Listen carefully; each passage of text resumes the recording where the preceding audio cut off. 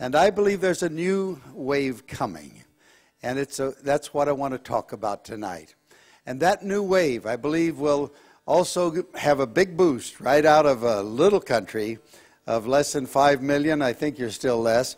And as you go into the nations of the earth, you have provided many of our leaders around the world in YWAM for many, many decades and even generations now.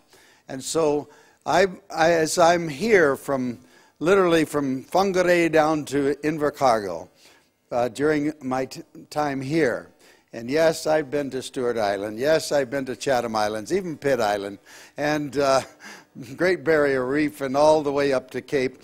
But in this nation, God has given you much beauty, but there's nothing as beautiful as understanding who Jesus is. And that's what this nation has received 200 years ago. Now we celebrate that time when the gospel came, and it's time to finish what Jesus said to do.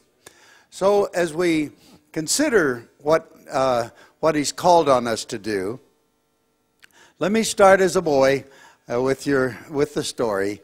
I grew up in a home that was very much missionary church planting family. And I always thought I was on the team. And we would come into a town where they needed a church. And at age 3, I would start singing on the streets with my sister, age 5. And before long, we were on the radio too, and when they gave us free time. This was back in the Depression. And so they didn't have any television to look at, and so somehow we were extra attraction. And but even as I watched my parents listening to God's voice, it became very important to me to understand it's a very simple life. When you give your life to Jesus, just listen, obey, then trust. And as we do that, then God does through us what we can't do ourselves. We do the little, he does the big. We do the possible, he does the impossible. Now, as I grew older, Dad was pastoring over in the western part of Los Angeles near Santa Monica. And one of the things that happened in our church was an amazing move of God. For 1 year, we couldn't pass through a week without many people getting saved. And all kinds of miraculous things took place. And I saw the hand of God in a major way. The following year, 13 God spoke to me to go into all the world and preach the gospel from Mark 16:15. From then on, I felt I was to go to every country in the world. I didn't know how many there were, didn't know their names, but I said yes, I would. And at 17, 11 other guys and myself, we went down to Mexico para predicar el Evangelio de Jesucristo, in order to preach the gospel of Jesus Christ. And we were amazed what God could do through us as teenagers. People came to know Jesus. So that was a preparation for me. Now, during my teen life, living near the ocean, I'd get on my bike and go down to the ocean every time I could and get into the waves with some of my friends. And we would count the waves. You know, the biggest wave was always the 9th wave. Another group right on the same beach said, no, it's 7th. And they were another denomination.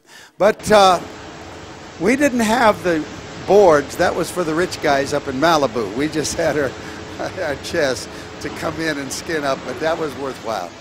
And it's amazing how God will literally use your own language that you can understand. It's not hard to understand the Lord, because when he speaks, he knows how to speak to you. And so I was at age 20 out in the Caribbean. We were going from island to island, 5 of us guys, and preaching the gospel. And it was Wednesday afternoon, and I was going to speak that night to about 20 young people. And 200 young people, rather. And so I was praying and asking God, show me, Lord, what you want me to speak about tonight. And this is something I often would hear my parents pray all of my life. And I'm the 8th generation of preachers, so they heard their parents before that on both sides. So as I was waiting on the Lord, when instead of giving me the answer, you know, in Psalms 119, 105, it says that he gives us two kinds of words.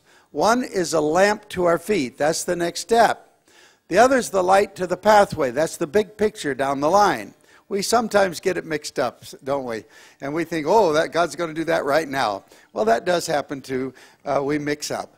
But he's always gracious, and he guides us through the situation. But he gives us both kinds. I was asking for the next step. What do I speak tonight? He was saying, no, just a minute. And he began to show me the waves coming in to the continents. Now, this was like a full-blown movie in my mind. And I was watching the waves, so I automatically started counting. As I did, it was as though I was lifted above, and I saw the continents with waves coming in from everywhere and going across the continents, becoming waves of young people. And they were from everywhere, going everywhere. It was saturation of the gospel of Jesus Christ across all the continents.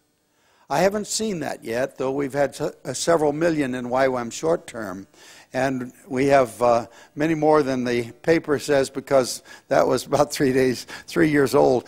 But anyway, as we're watching this growth, and we're watching the waves and watching what is happening, waves of young people sharing the gospel, it's the fulfillment that I saw in Habakkuk 2:14, where it says, for the knowledge of the glory of the Lord. Now, that's not the glory of the Lord. It's the knowledge of the glory of the Lord. Glory of the Lord is in other scriptures. But the knowledge of the glory of the Lord will cover the earth as the waters cover the sea. That's complete. That's saturation. That's fulfillment of the Great Commission. Because Jesus gave us the alls and the everys in the Great Commission, we have to embrace them in faith that God can do it in our generation. And as we embrace it, then we are embracing unity, because we know all of God's people need to get involved in various ways. And so go, that's travel, cross the street, cross the world, and go into all the world, that's geography, and then preach, that's communication, all kinds of communication. Even those leading us in worship, you can communicate through song. Did you know these 6 young people on the stage were from Hong Kong, Singapore, Canada, Denmark, USA, what am I forgetting?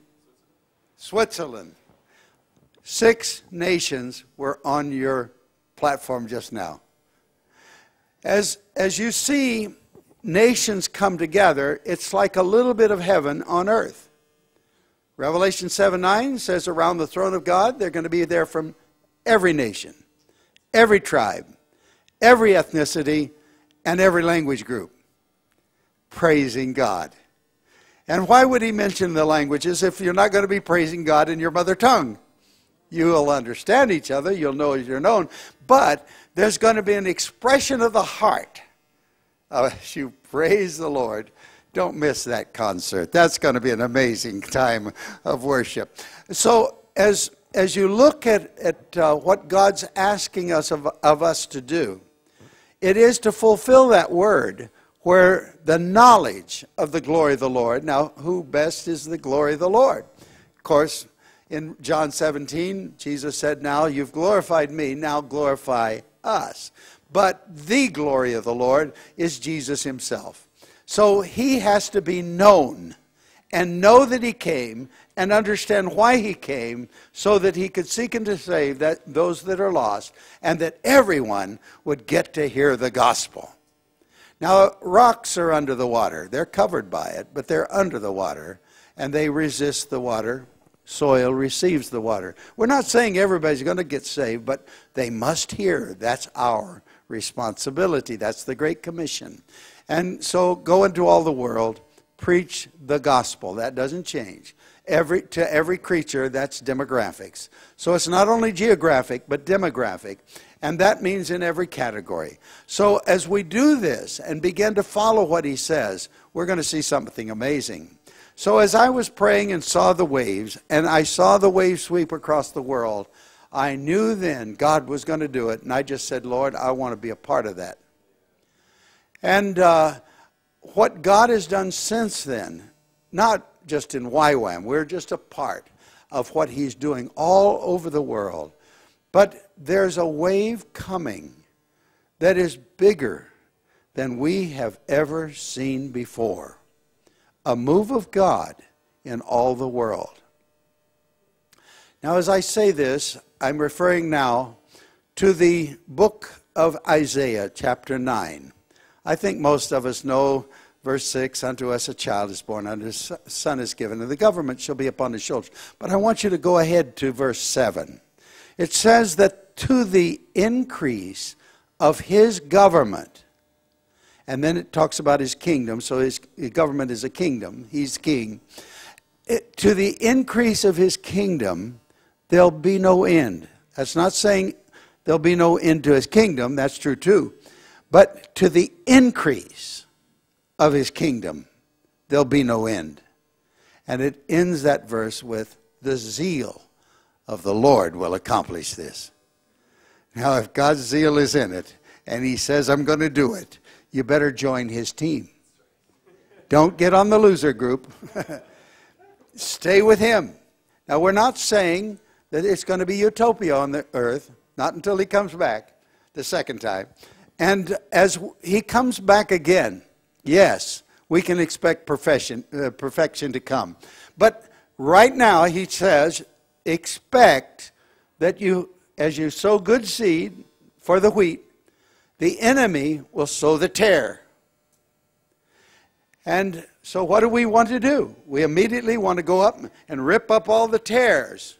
He said, don't do that, because what you're doing is forgetting that you are sowing good seed of wheat.